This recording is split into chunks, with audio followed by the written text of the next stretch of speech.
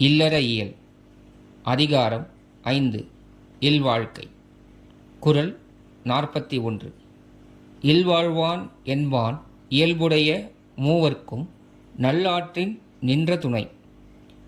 இல்லறத்தில் வாழ்பவன் என்பவன் அறத்தின் இயல்புடைய மூவர்க்கும் நல்வழியில் நிலைபெற்ற துணையாவான். குறள் 42. துறந்தார்க்கும் துவாதவர்க்கும் இறந்தார்க்கும் இல்வாழ்வான் என்பான் துணை. துறவிகளுக்கும் வறுமையாளர்க்கும் தன்னிடம் வந்து இறந்தவர்களுக்கும் யாசித்தவர்களுக்கும் இல்லறம் நடத்துகின்றவனே துணையாவான். குறள் 43. தென்புலத்தார் தெய்வம் விருந்தொக்கல் தானென்றாங்கு ஐம்புலத்தாறு ஓம்பல் தலை. தென்புலத்தார் தெய்வம் விருந்தினர் சுற்றத்தார் தன் குடும்பம் என்னும் ஐந்திடத்தும் அறநெறி பேணுதல் இல்லறத்தானுடைய சிறந்த கடமையாகும். குறள் 44. பழியஞ்சி பார்த்தோன் உடைத்தாயின் வாழ்க்கை வழியஞ்சல் எஞ்ஞான்றும் இல். பழி பாவங்களுக்கு அஞ்சி தேடிய பொருளை அனைவரோடும் கூடி பகிர்ந்து உண்ணும் இல்லறத்தானுடைய வாழ்க்கை களங்கமற்றதாகும். குறள் 45. அன்பும் அறனும் உடைத்தாயின் இல்வாழ்க்கை பண்பும் பயனும் அது. இல்வாழ்க்கை அன்பும் அறமும் உடையதாக விளங்கினால் அந்த வாழ்க்கையின் பண்பும் பயனும் அதுவே ஆகும்.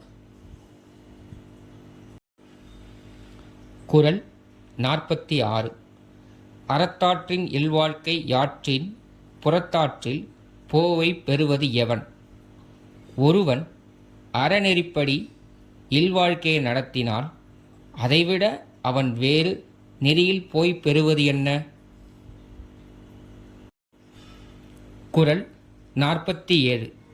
இயல்பினான் இல்வாழ்க்கை வாழ்பவன் என்பான் முயல்வாருள் எல்லாம் தலை. அறநெறியில் இல்வாழ்க்கை வாழ்பவன் வாழ முயலுகின்ற பல திறத்தாரிலும் உயர்ந்து தலை சிறந்தவன் ஆவான். குறள் 48. ஆற்றின் ஒழுக்கி அறனிழுக்கா இல்வாழ்க்கை நோற்பாரின் நோன்மை உடைத்து. பிறரை அறவழியில் செலுத்தி தானும் அவ்வழியில் சென்று வாழும் இல்லறத்தானின் வாழ்க்கை துறவற வாழ்க்கையை விட சாலச் சிறந்ததாகும். குறள் 49. அறனெனப்பட்டதே இல்வாழ்க்கை அஃதும் பிறன் பழிப்பது இல்லாயின் நன்று. அறம் என்று சிறப்பித்துச் சொல்லப்படுவது இல்லற வாழ்க்கை. அதுவும் பிறரால் பழிக்கப்படாமல் விளங்கினால் மேலும் நன்மையாகும்.